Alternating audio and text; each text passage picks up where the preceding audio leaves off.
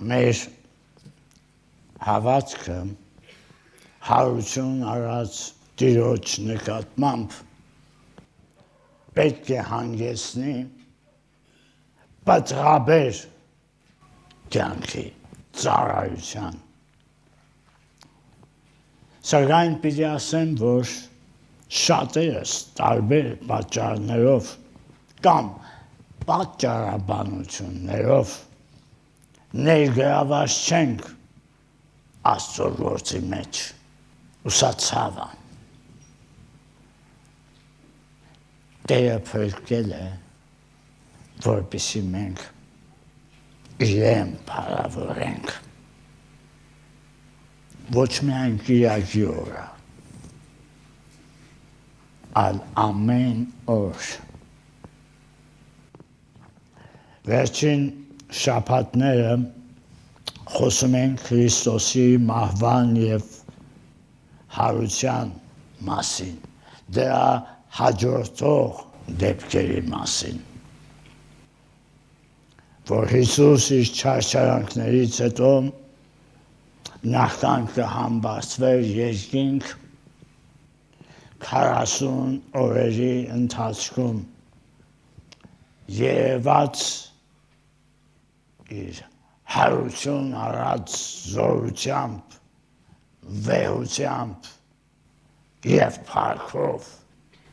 իր աշակերտներին։ Դուք, որ այսօր այստեղ եք,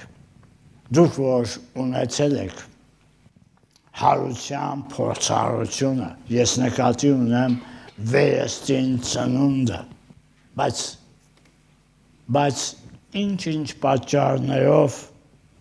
հնարավոր է այսօր վհատված եք, կամ կոտրված, կամ հիասթափված, կամ վախի և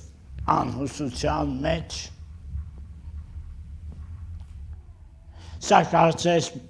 մի քանի շաբաթ առաջ միասին այն ցնծությամբ Տիրոջ հարությունն ենք տոնում, բայց օրերն անցան, այն բաները, որ հիշեցնում էին երեցիկ, պսակը, հիմա չկա, նույնիսկ մեր տներում երևի արդեն հնացել են ու հնարավոր է ունենք այսընկճված կամ նոր բեռի տակ կամ նոր ցավերի մեջ այսօր Աստված ձեզ համար իր քաջալերական խոսքն ուղղելու ձեզ։ Պիտի ընթերցեմ Հովհաննես ավետարան 21-րդ գլխից, առաջին 14 համարները։ Լսենք Աստծո խոսքը։ Դրանից հետո Հիսուսը Տիբերիայի լճի ափին դարձյալ հայտնվեց իր աշակերտներին։ Եվ հայտնվեց այսպես. Սիմոն Պետրոսը, Թովմասը, Երկվորյակ կոչվածը, Նաթանայելը, որ Գալիլեայի Կաննա քաղաքից էր, Զեբեդեոսի որդիները և աշակերտներից ևս երկուսը միասին էին։ Սիմոն Պետրոսն ասաց նրանց. գնում եմ ձուկ որսալու։ Նրան ասացին, մենք էլ ենք քեզ հետ գալիս։ Նրանք ելան և նավ մտան, բայց այդ գիշեր ոչինչ չբռնեցին։ Երբ արդեն առավոտ էր, Հիսուսը լճափին կանգնած էր, սակայն աշակերտները նրան չճանաչեցին։ Աջամ Հիսուսն ասաց նրանց. տղաներ, արդյոք ուտելու բան ունեք։ Նրան պատասխանեցին ոչ։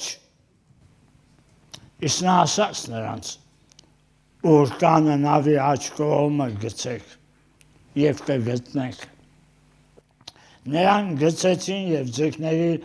արատությունից չէին կարողանում այն դուրս քաշել։ Արդ այն աշակերտը, որին Հիսուս սիրում էր, Պետրոսին ասաց. Տերն է։ Սիմոն Պետրոսը հենց լսեց, որ Տերն է, հագուստն իր վրա գցեց, որովհետև մերկ էր և ջրի մեջ նետվեց։ Իսկ մյուս աշակերտները ձկներով ուրկանը քաշելով նավակով եկան, քանի որ ցամաքից հեռու էին մոտ 200 կանգուն։ Երբ ցամաք ելան, տեսան վառվալ ծածուխի մի կրակատեղ, վրան ձուկ ու հաց դրված։ Հիսուսն ասաց նրանց. բերեք այն ձկներից, որ հիմա որսացիք։ Այժմ Սիմոն Պետրոսը նավ մտավ և ցամաք հանեց ուրկանը 153 հատ, մեծ ձկներով լեցուն։ Թեև այդքան ձուկ կար, բայց ուրկանը չպատրվեց։ Հիսուսն ասաց նրանց. եկեք ճաշեք։ Եվ աշակերտներից ոչ ոք չէ համարձակվում հարցնել դու ով ես, որովհետև գիտեն, որ Տերն է։ Հիսուս եկավ, վերցրեց հացն ու նրանց տվեց, նույնպես և ձուկը։ Այս երրորդ անգամն է, որ մեռելների ցարություն առնելուց հետո Հիսուսը երևաց իր աշակերտներին։ Ամեն Աստծո խոսքին։ Հիսուս հրանգել էր աշակերտներին Մատթեոս 28-ի մեջ կա, որ գնան Գալիլեա և այնտեղ սպասեն իրեն։ Աշակերտներն այնտեղ էին։ Չգիտեմ որքան, քանի օր քաշեց այս սպասումը։ Այնտեղ են Պետրոսը, Թովմասը, Նաթանայելը, Զեբեդոսի որդիները և երկու աշակերտներ ուրիշ որոշեցին հետաքրքիր ժամանակ անցկացնեն երևի։ Գնում եմ ձկան, գնում եմ ձուկ որսալու։ Մյուսներն են միացան։ Գիտեք, Աստվածաշնչում պատահական բան չկա գրած։ Ինչի համար է, ինչ է ուզում հեղինակը ցույց տալ գրելով այս մարդկանց անունները։ Ինչ է փորձում մեզ հաղորդել։ Ինչ ընդհանուր բան ունեն նրանք։ Նրանցից յուրաքանչյուրը, երբ որ կարդաք ավետարանները, պայքարեց և պարտություն կրեց։ Պետրոսը ուրացավ։ Թովմասը հրաժարվում էր հավատալ, որ Հիսուս հարություն առ է։ Անգամ ընկերները, երբ վկայում են, չեմ հավատում, այլ խոսքով դուք սուտ եք ասում։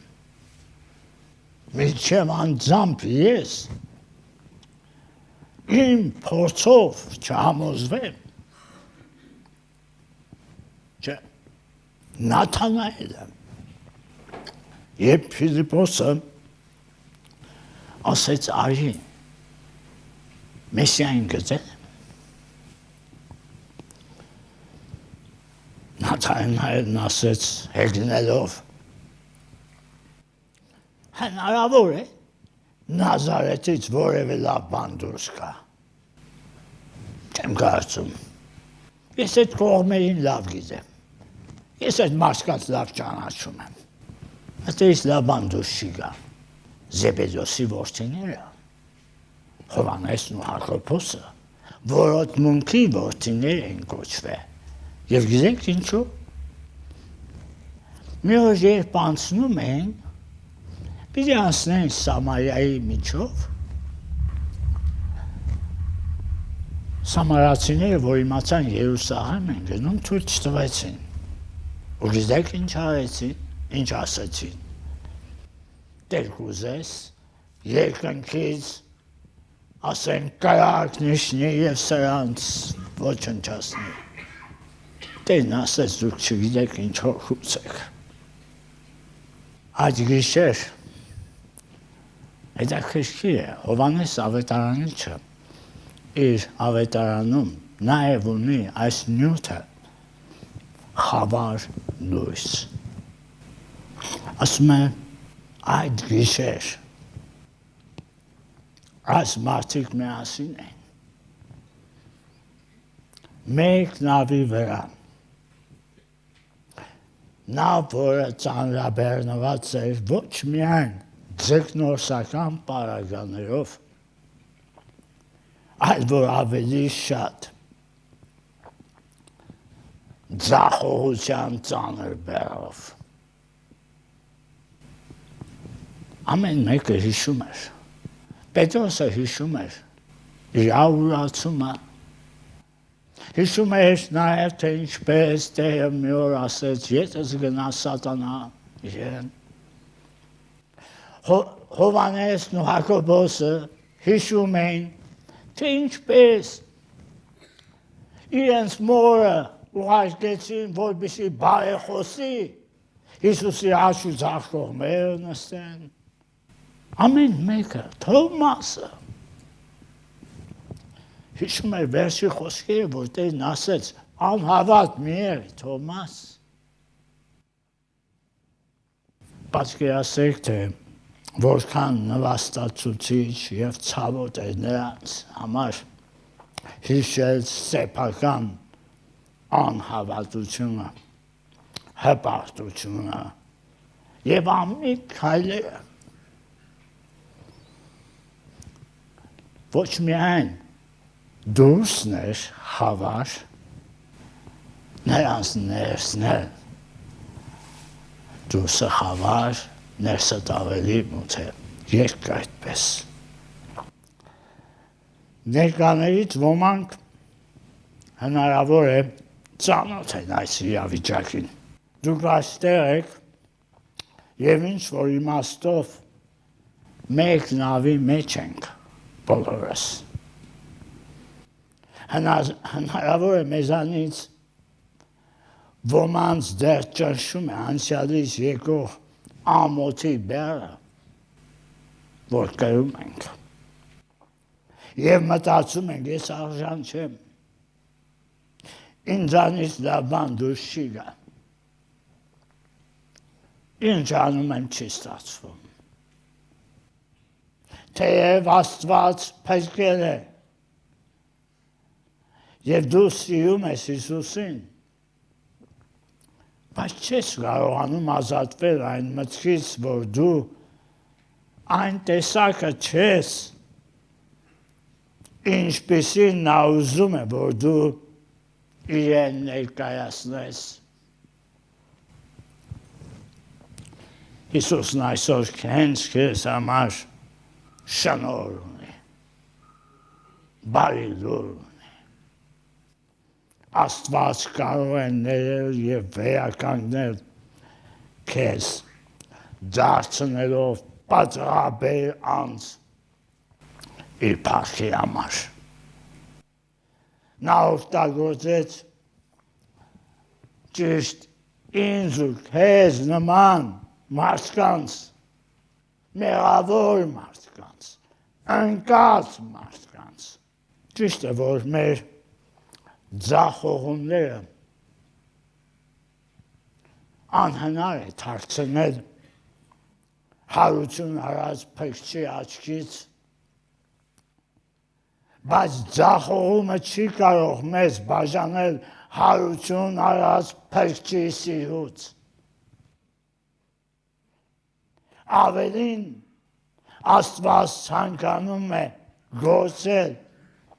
մեր միջոցով անարժաններից, որովհետև ուրիշ բան չկա, բոլորն են անարժան, դարձնելու համար իր աստվածային ռեսուրսների սիրառատ ալիքը մարդկային կարիքները հոգալու հարցում։ Աստված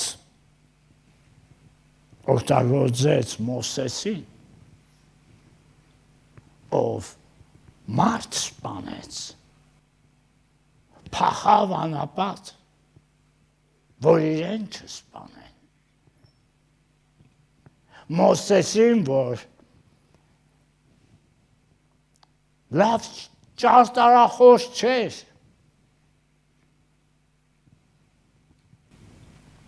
Աստված Գեդեոնին օգտագործեց։ Երբ որ կարդաք դատավորացի մեջ կտեսնեք, Գեդեոնը մադիամացիների երեսից վախեցած կալում ցորենն է մաքրում, մի բան, որ կնոջ գործ է։ Եվ նրան հայտնվեց հրեշտակն ասելով, ով դու կտրիչ,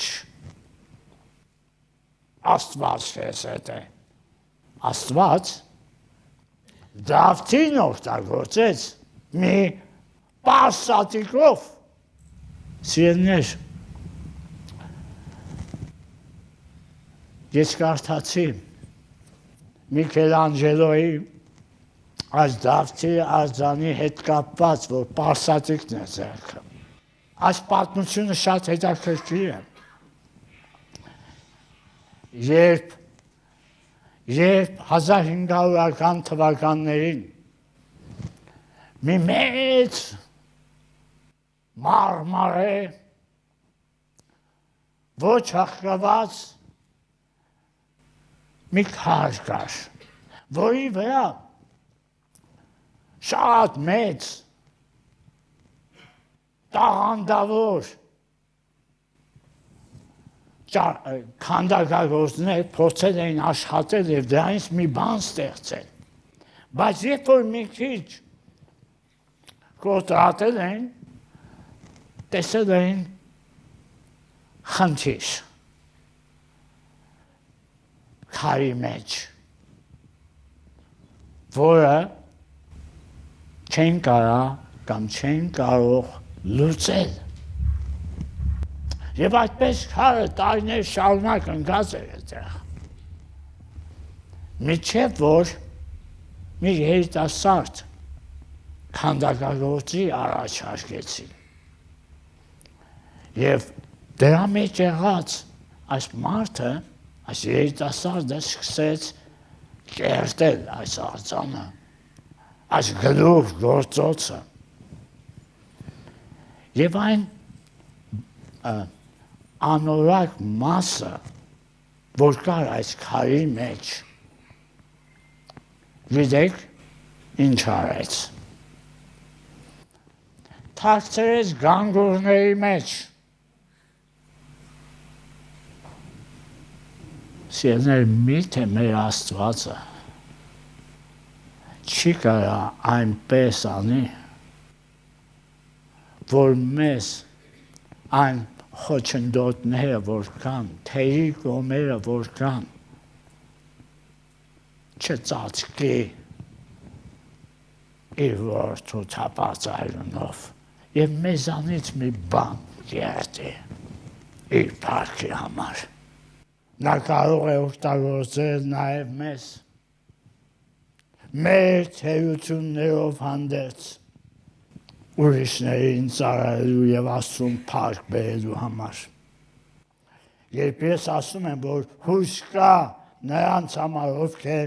ձախողվել են, ես չեմ ասում, որ շարունակեք ձախողվել, բայց Աստված հաճախ օգտագործում է մեր ձախողումները, երբ մենք դրանցից դասեր ենք քաղում, Հիսուս Պետրոսին նախքան ընկնել ասեց Պետրոս, երբ դարձի գաս, զորացու եղբայրներիդ։ Հիսուս գիտեր, որ պիտի ընկնի Պետրոսը։ Հիսուս սկզբից նախապատրաստում էր սրան, որ նայի ես գիտեմ, բայց ես չեմ դադարում վստահել քեզ։ Ավելի ուշ կարող ենք կարդալ Պետրոսին ասում է արածեցու գարներս, եթե սիրում ես ինձ։ Արածեցու, ասել է թե գործիր Տիրոջ համար։ Տերը օգտագործում է վերականգնված մեղավորներին վերականգնելու և հաստատելու նրանց, ովքեր հնարավոր է գիտեն ձեր անցյալում գործած մեղքերի մասին և վկայելու Տիրոջ մեծ շնորհքի մասին։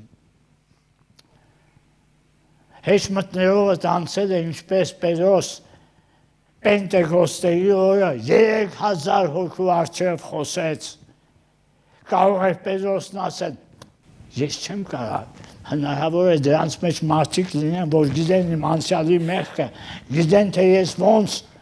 ուրացա։ Սիրելիս, Աստված գիտի քո անցածը։ Աստված գիտի, թե ինչերի միջով ես անցել։ Վստահի Աստծուն։ Աստված կարա օգտագործի քեզ և պատուղ բերես։ Այն փաստը, որ Աստված վերականգնեց ձեզ, կարող է առաջ բերել մեծ հույս նրանց մոտ, ովքեր այսօր հակառակ են Աստծուն։ Նրանք ամբողջ գիշեր նավարկեցին։ Երկար հոգնեցուցիչ գիշեր։ Ցանցերը թաց, ցուրտ, իրենք հոգնած, լրացուցիչ ստրես, ոչ մի բան չբռնեցին ու նավի վրա։ Եվ ասում են վաղ առավոտ է, այն որ նոր լույսը պիտի ծագի, չարաշալի է։ Երբ մշուշը դեռ չէր անցել, լսեցին ափից մի ձայն, որ հարցնում էր. տղաներ, ուտելու բան ունեք։ Երբ մի մարդ, ես ձկնորսություն սիրում եմ, անշուշտ նավի վրայից ցանցով չէ, բայց գնում եմ։ Երբ մի մարդ ամբողջ գիշեր ձկնորսություն է անում և ոչինչ չի որսում, վերջին բանը, որ նա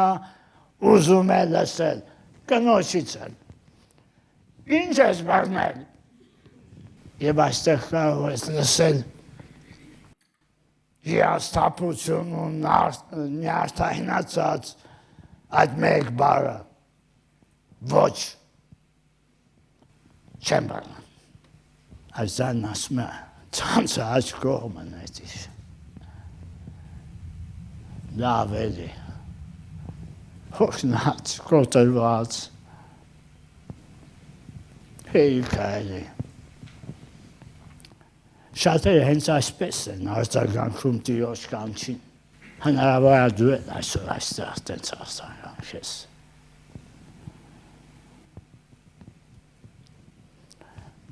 Ասեմ ձեզ, շատ հաճախ Աստծո կանչը գալիս է ամենաանհարմար պահին։ Նոր եմ ամուսնացել։ Ծեր գործեր ունեմ, սովորելու բաներ ունեմ, պարսկերս, երեխաներս, ամուսինս,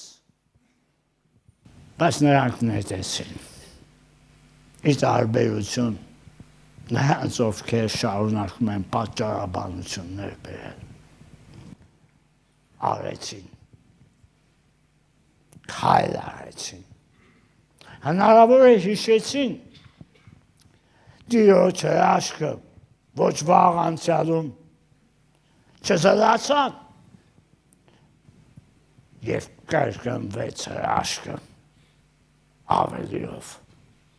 Եթե Պետրոսը վիճեր պատճառաբաներ կամ փորձեր արդարացնել, որ լավ ժամանակն անցավ, գիշերն էր, ճիշտ ժամանակը բռնելու, հոգնել ենք, չենք կարող, հրաշքը տեղի չէր ունենա։ Եթե դու արդարացումներ ես փնտրում, հրաժարվելով Տիրոջ գործից, դուք չեք տեսնի նրա զորավոր գործերը, նրա օրհնությունները։ Պատրաբերության գաղտնիքը հնազանդության մեջ է։ Տերն ասեց, առանց ինձ ոչինչ չեք կարող անել։ Գիտեք որն է տարբերությունը պատուղի և արդյունքի։ Արդյունքը մարդկային ջանքով ամեն մեկը հնարավոր է հասնի և փառքը մարդունն է։ Պատուղը Աստծո գործն է Սուրբ Հոգու միջոցով, որ գործում է։ Եվ այստեղ, երբ որ տեսավ այս մեծ հրաշքը, Հովհաննեսն ասեց, Տերն է։ Ուզում եք իմանալ գաղտնիքը պատրաբերության, ամեն փառք տվեք Տիրոջը, վստահեք Տիրոջը, հանձնվեք Տիրոջ ձեռքում, Տերն է։ Եթե նախկինում Պետրոսն ասաց, հեռու գնա, ես մեղավոր մարդ եմ, հիմա գիտակցում է, որ մեղավոր մարդը հենց փրկչի կարիքն ունի, ավելի մոտ լինելու նրան։ Եվ իրեն գցեց։ Սերներ, երբեմն անհաջողությունների պատճառով մենք մեզ հեռու ենք պահում Տիրոջից և նրա գործից։ Հեռու մի պահեք, ավելի մոտեցեք Տիրոջը։ Երբ ելան արդեն տեսան, որ Տերը պատրաստել է այնտեղ արդեն կրակ կա, կերակուր կա, երբ Տերը քեզ կանչում է, նա կհոգա նաև քո կարիքները, նախօրոք։ Չգիտեմ դուք ինչպես ես այս պատմության մեջ ինձ տեսնում եմ։ Իմ կյանքում եղել են ժամանակներ, երբ թվացել է Աստված շատ մոտ է, այնքան մոտ, հասանելի, այնքան առատ, այնքան զարմանալի։ Եվ եղել են ժամանակներ, երբ թվացել է Աստված հեռու է, աղոթներս անպատասխան, երբեմն պարզապես ուզեցել ես հրաժարվել և ամեն ինչ թողնել։ Եվ եթե այսօր հայտնվել եք նման իրավիճակում, քաջալերվեք Տիրոջ խոսքով։ Քեզանից առաջ շատ ուրիշներն են անցել այս ճանապարհով։ Լավ լուրն այն է, որ Աստված հավատարիմ է և առատ անսասան սիրով, և նույնիսկ այն ժամանակ, երբ մենք հուսահատված ու անհամբեր ենք, Աստված գալիս է և կրկին կանչում մեզ իր հետ հաղորդակցվելու, եկեք և երեք, եկեք և ճաշակեք, թե ինչ քաղցր է Տերը։ կցանկանայի ավարտել հարցնելով, թե այսօր ինչ վիճակում ես գտնվում Տիրոջ հետ քո հարաբերություններում, գուցե չափազանց զբաղված ես այլ բաներով, որպեսզի ունենաս իմաստալից հարաբերություններ Տիրոջ հետ, կամ քեզ ճնշված ես զգում այն հիշողությամբ, թե ինչպես չկարողացա ապրել նրա համար, եթե ծրվել ես անհավատության, որն ասում է, որ նրան չի կարելի վստահել, եթե ինքդ քեզ ասում ես, որ չես համապատասխանում քո անցյալի պատճառով, արածիդ պատճառով, երբ դու հավատքով պատկանում ես Հիսուսին, քո քրիստոնեական կյանքում չկա որևէ ձախողում, որը կստիպի նրան կորցնել իր սերը և ուրախությունը քո հանդեպ, որի աղբյուրը քո արածների մեջ չէ, այլ այն բանի, թե ինչ արեց ինքը խաչի վրա և ինչ արեց, երբ դուրս եկավ գերեզմանից, խավարից, իր շնորհն ու բարությունը ցույց տալով նրանց հանդեպ, ովքեր դրան արժանի չեն։ Այսինքն ինձ ու քեզ բոլոր այն անթիվ գործողություններից, որ Հովհաննեսը գրում է վերջին 25 համարում, ասում է, բայց շատ բաներ կան, Հիսուսն արեց,